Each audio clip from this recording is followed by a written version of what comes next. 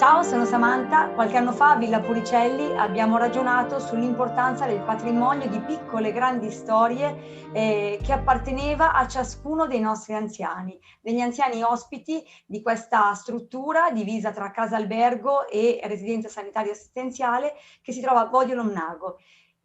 Insieme all'equipe di animazione, ai volontari, ai colleghi, ai parenti abbiamo raccolto circa un'ottantina di storie e sono state inserite nel loro contesto storico, culturale, di tradizioni e di vita di persone. Oggi, grazie agli attuali mezzi, possiamo superare la tradizione del libro parlato e possiamo far sì che questo libro non sia solo ascoltato, ma sia anche arricchito da immagini, immagini che ci consentono di rivivere pienamente l'epoca dei nostri anziani, un'epoca ormai lontana per la maggior parte di tutti noi. Lo scopo ultimo di questo libro è lasciare un patrimonio ai giovani, un patrimonio che non merita di essere perduto e tantomeno dimenticato. Noi nel redigere questo libro ci siamo entusiasmati e ci siamo emozionati molto. Siamo sicuri che la stessa emozione la proverete voi nell'ascoltare queste storie.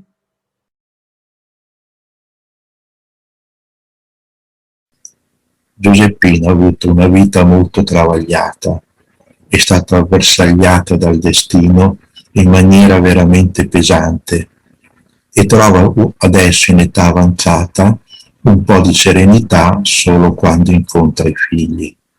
I figli che anch'essi sono stati molto tribolati perché sono stati tutti colpiti dalla poliomelite. La poliomelite è stata una grande epidemia endemica conosciuta fin dall'antichità e si diffonde praticamente a causa di scarse abitudini igienico-sanitarie. Fu a partire dall'inizio del 1900 che l'epidemia divenne pandemica, colpendo centinaia di migliaia di bambini. Furono condotti studi e ricerche che portarono alla messa a punto di 3 vaccini.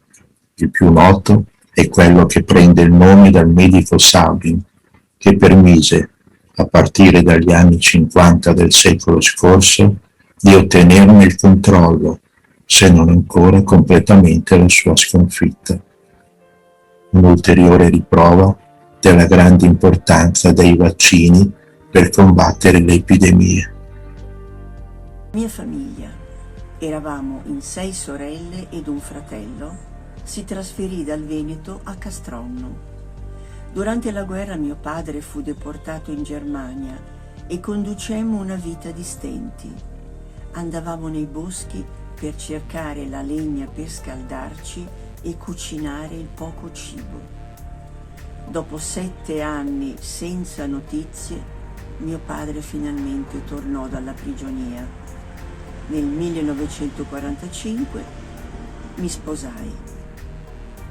Io iniziai a lavorare in tessitura, ebbi un figlio, però molto cagionevole di salute. Meningite, poliomelite, bronchite cronica. Oltre al lavoro in tessitura, dovevo anche occuparmi di mio figlio. Riuscii a mandarlo in colonia a Pietraligure. Fu una cosa straziante che durò per 6 anni, in quanto non c'era la possibilità di telefonare e ci si scambiava solo qualche cartolina e lo vedevo 3 volte l'anno. Prendevo a Castronno l'ultimo treno della sera e ricordo che, siccome finivo il turno alle 22 e il treno partiva subito, spesso sotto il cappotto avevo ancora il mio grembiule di lavoro.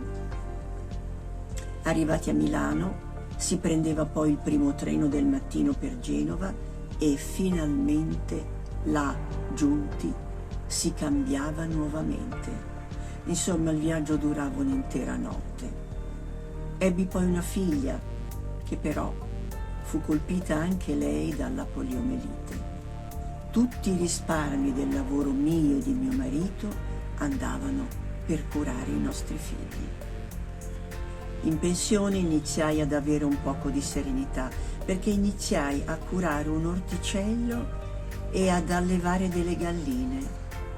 Ma il destino mi riservò la tragedia di trovare un giorno mio marito morto.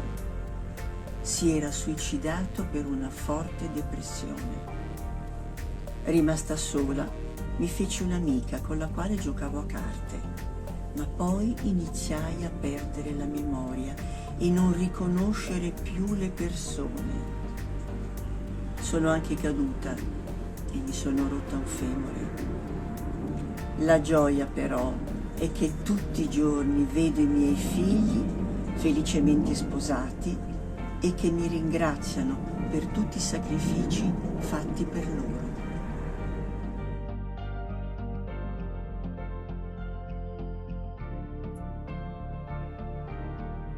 Guerra lascia in chi l'ha vissuto un'esperienza e un ricordo veramente indelebile, così come sarà per sempre il ricordo del nostro amico che durante la campagna di Russia, già di per sé terribile per via del freddo intenso che i nostri soldati dovettero subire, non essendo preparati a questo, dovette affrontare contro un nemico ancora più insidioso, quello delle cannonate, che nella grande confusione del momento non si poteva più capire se fossero cannonate italiane, tedesche piuttosto che russe.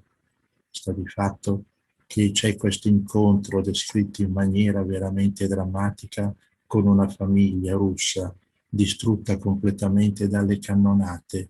Cerca disperatamente di salvare una ragazza che è ancora viva, ma un'ultima cannonata la strappa alla morte, la strappa alla vita, proprio tra le sue braccia.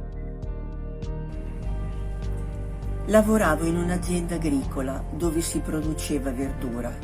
Eravamo 40 donne e 10 uomini. Durante la guerra ero in Russia. Una volta ho sentito gridare in una dacia. Ho aperto la porta e ho visto una ragazza con accanto padre, fratello, fidanzato e un amico, tutti ammazzati.